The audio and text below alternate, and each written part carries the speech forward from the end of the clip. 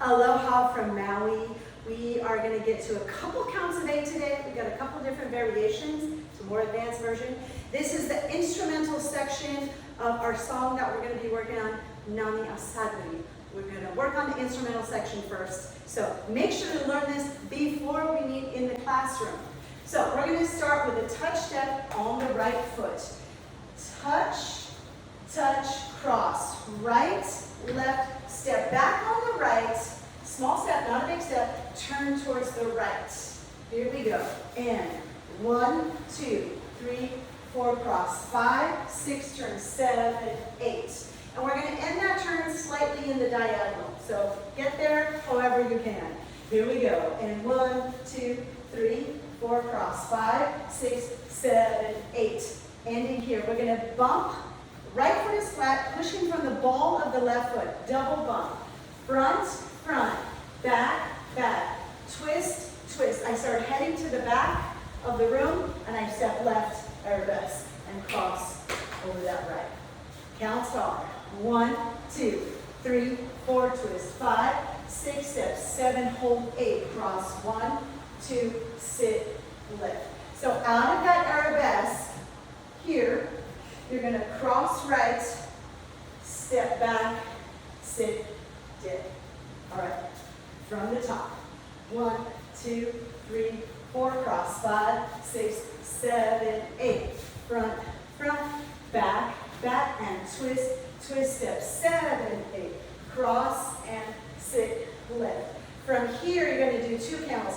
I'm going to head a little diagonal to the right side of the room. Camel, camel. And then I set myself up for the next thing. Next thing we're going to do, we're kind of traveling to the left. Let's back up a little bit. Let's talk about that touch step. If you're more advanced, I'd love you to add the half turn. If not, stay there with the touch.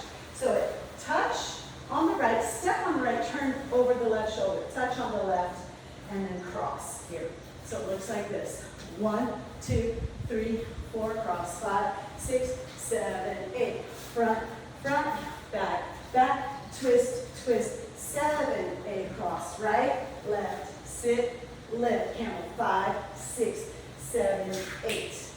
And you end with your weight on the right. Next step we're doing, we need the left. So add that half turn once you memorize the steps. Always get the feet first and then work the way up the body.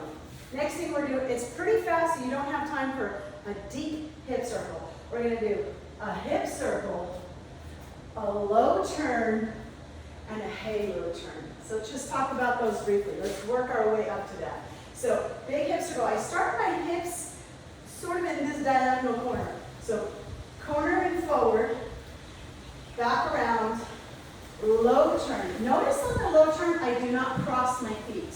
I bring the feet together and I wrap the arms. So it looks like this, low turn. Then the next turn is just the shinee.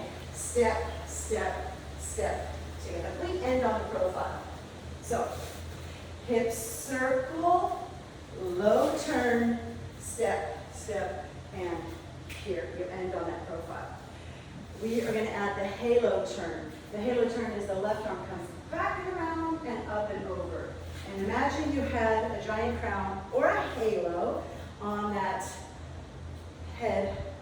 And the head, so you want to make sure the arm clears the head. So you don't want to go too low. You don't need to go too far back. You don't need to hyperextend. Be careful of your rotator cuff. You should be able to see your hands as you're doing it. So can you see your hands without moving your head? That's a good indication of how far you can go with that. So the next is those sequence of hip circle, low turn, halo turn, step, and we come here.